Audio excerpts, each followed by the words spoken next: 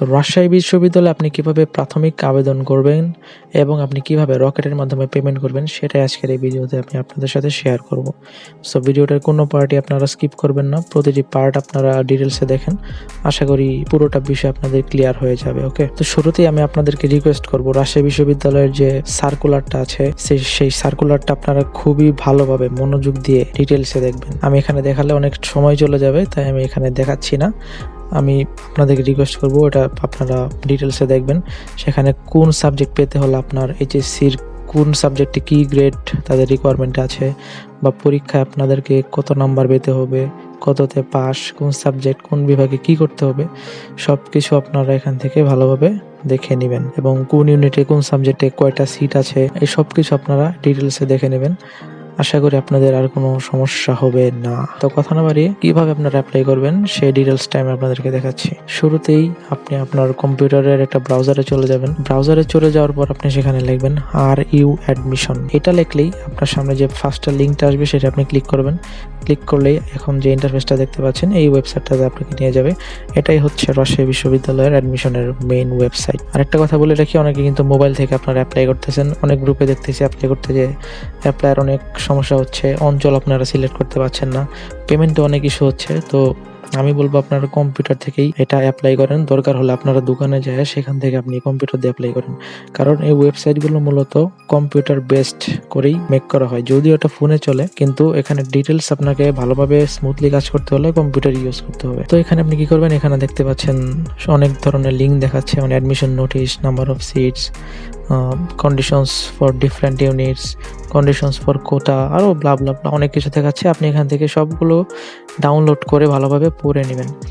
এরপর আপনি ডান পাশে উপরে দেখবেন অনলাইন অ্যাপ্লিকেশন নামে একটা অপশন আছে, এখানে আপনি ক্লিক করে দেবেন। এখানে ক্লিক করার পর দেখবেন আরেকটা ইন্টারফেস আসবে আপনার সামনে। এখানে বাম পাশে দেখবেন যে আপনার সিলেকশনে 3টা স্টেজ এখানে দেওয়া আছে, ডেট সহ, অ্যাডমিশন বি ইউনিট, এ ইউনিট, সি ইউনিট, কয় তারিখে কয়টায় সব কিছু দেওয়া আছে, এবং এখানে আরও কিছু লেখা আছে। এই জিনিসগুলো আপনি ভালোভাবে পড়ে নেবেন। এরপর হচ্ছে আপনি এখানে স্টার্ট প্রাইমারি বা প্রিলিমিনারি অ্যাপ্লিকেশন, এখানে আপনি ক্লিক করবেন। এখানে ক্লিক করার পর আপনার এসএসসি এইচএসসি যে ডিটেলসগুলো আছে এটা আপনি দিয়ে দিবেন।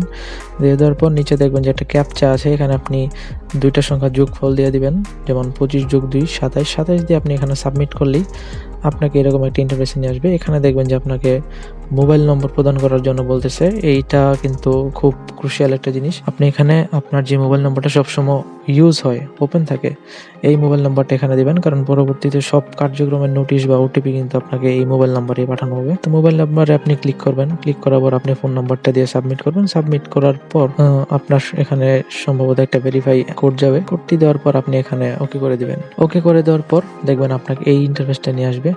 এখানে দেখতেছেন যে উপরে কিছু লেখা আছে, আপনি পড়ে নেবেন। এবং খুবই গুরুত্বপূর্ণ একটা জিনিস দেখবেন, চূড়ান্ত আবেদনকারীদের এইচএসসি পরীক্ষার ফলাফলের ভিত্তিতে প্রতি ইউনিটে আবেদনকারীর প্রদত্ত পছন্দক্রম অনুযায়ী পরীক্ষা কেন্দ্র নির্বাচন করা হবে। মানে আপনার ফাইনাল সিলেকশনের পরে আপনার এইচএসসি যে গ্রেড সেটা অনুযায়ী কিন্তু আপনাকে আপনার অঞ্চল সমূহে আপনার পরীক্ষার সিট দেওয়া হবে বা কেন্দ্র দেওয়া হবে। মানে এখানে অনেক লাখেরও ব্যাপার আছে। আপনি ধরেন আপনি ঢাকা বা রাজশাহী দিলেন, কিন্তু আপনার গ্রেডটা একটু কম, আপনার লাখ ফেভার করলো না, দেখা যাবে রংপুরে পড়ে যাবে, খুলনায় পড়ে যাবে।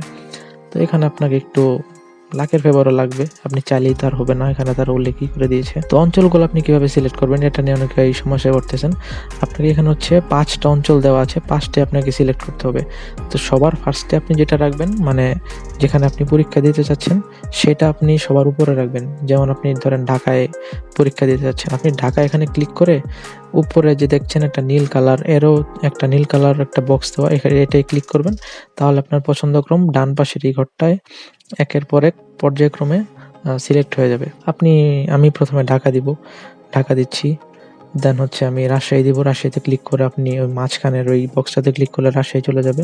দেন এভাবে আপনি চিটাগাং, খুলনা, রংপুর এভাবে দিতে পারেন। এটা দিয়ে দেওয়ার পর এখানে দেখেন উপর নিচ করার একটা অপশন আছে, আপনি উপর নিচে কোনোটা নিতে চাইলেও নিতে পারেন, এটা আপনার ইচ্ছা। দেন এখানে আপনার অঞ্চল সিলেক্ট হয়ে গেলে আপনি নেক্সটে ক্লিক করবেন। নেক্সটে ক্লিক করার পর আপনাকে এখানে ছবি আপলোড করতে হবে। এখানে ফটো রিকোয়ারমেন্টস কিছু অপশন দেওয়া আছে, এটা ভালোভাবে দেখবেন।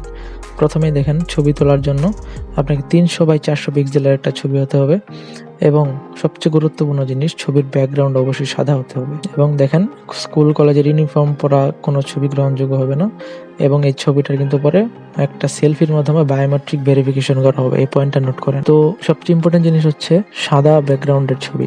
এখন আপনি যে স্টুডিও থেকে ছবি তুলবেন সেখানে তাদেরকে বলবেন যে আপনাকে একটা সাধারণত আমরা নীল কালার ব্যাকগ্রাউন্ডের ছবি ইউজ করি, ওটার পাশাপাশি বলবেন একটা সাদা কালার ব্যাকগ্রাউন্ডের ছবি, ওনারা চাইলে এটা সাদা কালার ব্যাকগ্রাউন্ড করে আপনাকে দিয়ে দিতে পারবে। আর যারা অ্যাডোবি ফটোশপের কাজ পারেন তাদের জন্য তো এটা কোনো ব্যাপারই না, আপনারা যে কোনো কালার এটা ইউজ করে এটা সাদা করে নিতে পারবেন। তো ছবির পার্ট গেল।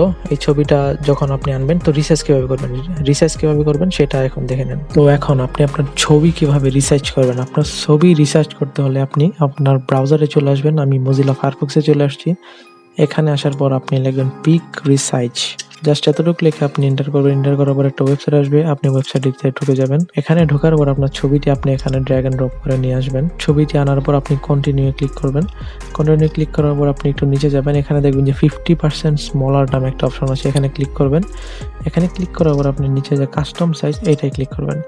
এখানে ক্লিক করার ফলে আপনার সার্কুলারে উল্লেখিত যে সাইজটা দেওয়া আছে 300x300 বা 300x280, ওই সাইজটা আপনি এখানে দিয়ে আপনার মন মতো আর কি ছবিটা সেট করতে পারবেন।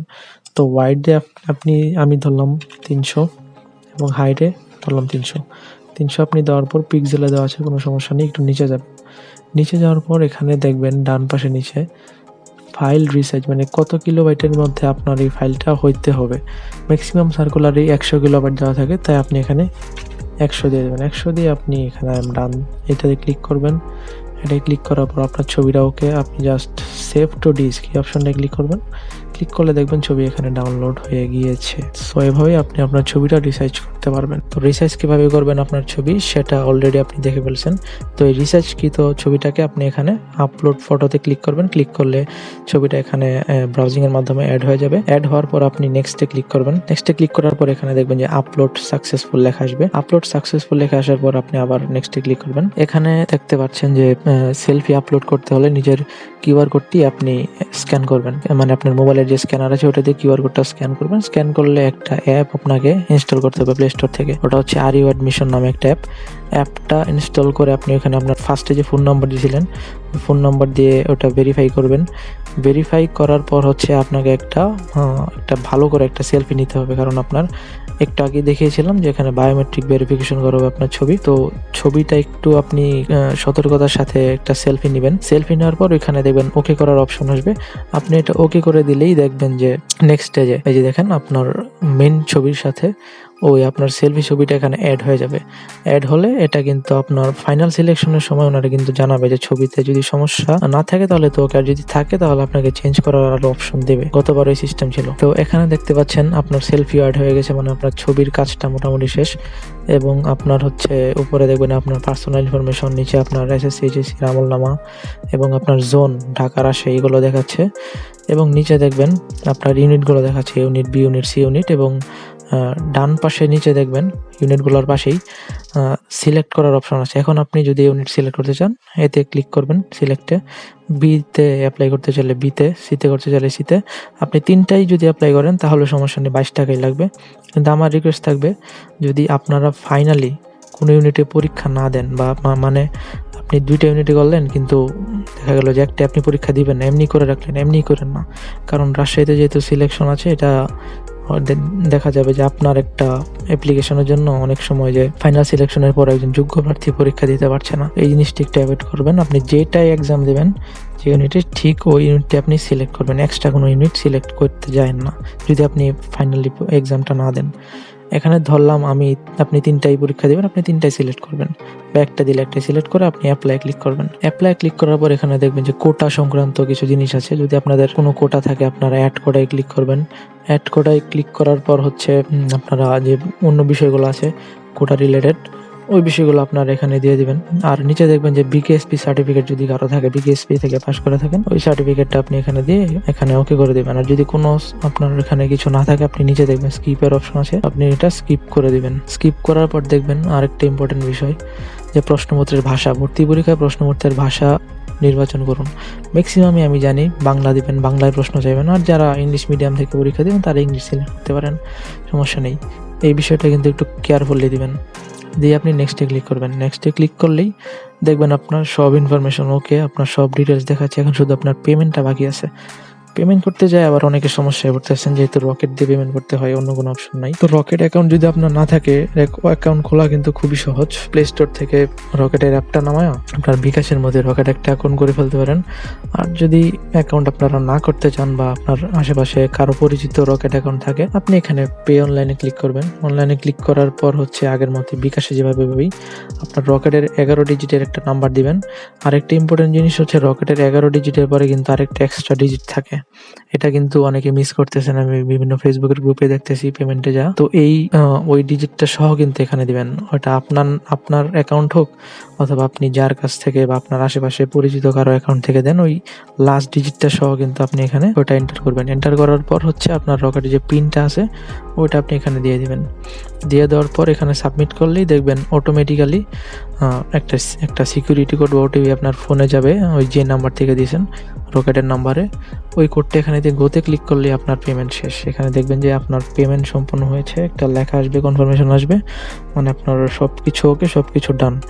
দেন হচ্ছে আপনি ব্যাক টু স্টুডেন্ট প্যানেল, এটা ক্লিক করবেন। এটা ক্লিক করলে দেখবেন আপনার সব কিছু ওকে। পেমেন্ট স্ট্যাটাস দেখবেন এখানে পেইড দেখাচ্ছে, এবং অ্যাপ্লিকেশন স্ট্যাটাসগুলো দেখবেন কমপ্লিটেড দেখাচ্ছে।